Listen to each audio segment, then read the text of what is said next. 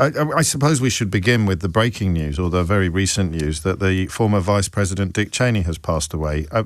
A significant figure, Simon, in US politics, to say the least. Absolutely, James. A figure whose political experience can be traced all the way back to Richard Nixon's White House, which is where he first worked. He had a job also under former President Gerald Ford, and then, of course, stood for Congress from Wyoming and rose through the ranks of the Republican Party, eventually to be pulled back into politics from a business career. Remember, he was the chief executive officer of Halliburton, one of the nation's largest businesses, supportive largely of the Republican Party, and he was brought back from that to become George W. Bush's vice president. We all used to think of Dick Cheney as being the Prince of Darkness of American politics. Indeed, he reveled in the fact that people used to compare him to Darth Vader.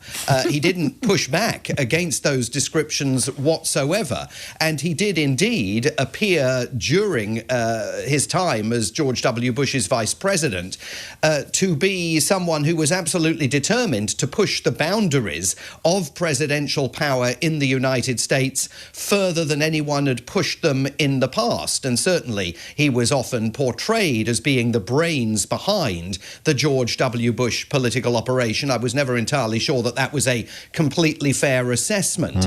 But nonetheless, Dick Cheney dying at the age of 84 presents an issue for the current president of the United States, Donald Trump, who is pushing the powers of the presidency way beyond anything Dick Cheney even imagined. And the challenge is that, of course, there have been tremendous tensions between Donald Trump and the Cheney family as a result of Dick Cheney's daughter, Liz Cheney, co-chairing the January the 6th committee up on Capitol Hill that looked into the insurrection, the deadly riots by Donald Trump's supporters on January the 6th, 2021.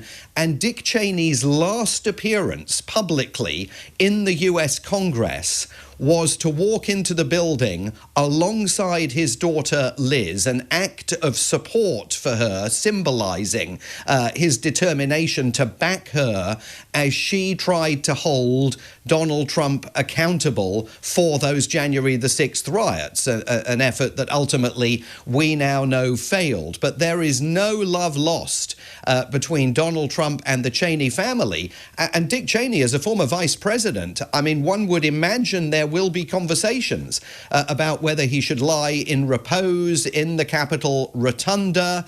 I mean, there were many Republicans, very few of them of the Donald Trump ilk, who really revered Dick Cheney as a political leader and the kind of tough guy. You know, he was one of the architects of the war on Iraq that America needed in the aftermath of 9/11. So complicated days after this announcement by the Cheney family that Dick Cheney is dead at the age of 84. Yes, and I mean, you're right to remind us how far the Republican Party has moved away from what he represented, even when he was considered as an extremist within the sort of party fold, because Liz Cheney became not just a critic of Donald Trump, but a focal point for criticism of Donald Trump from within the Republican movement, a cohort that's more or less disappeared from public discourse now.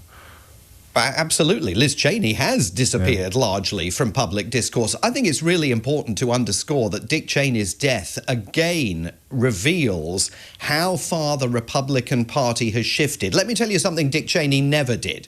He never shut the American government down for 35 days. As of today, this is the longest government shutdown in history, the second longest government shutdown in history, the one orchestrated by Donald Trump back in 2018, which lasted 34 days. Something that Dick Cheney did do was at least support President George W. Bush as he made historic, unprecedented developmental and humanitarian assistance expenditures and interventions in Africa. That's not something that Donald Trump's done. He's completely eviscerated the US Agency for International Development, something from which Dick Cheney would absolutely have recoiled. So this remaking of the United States that Donald Trump is leading it takes the country down a path that is absolutely different to the path down which Dick Cheney, former CEO of Halliburton, the man who encouraged George W. Bush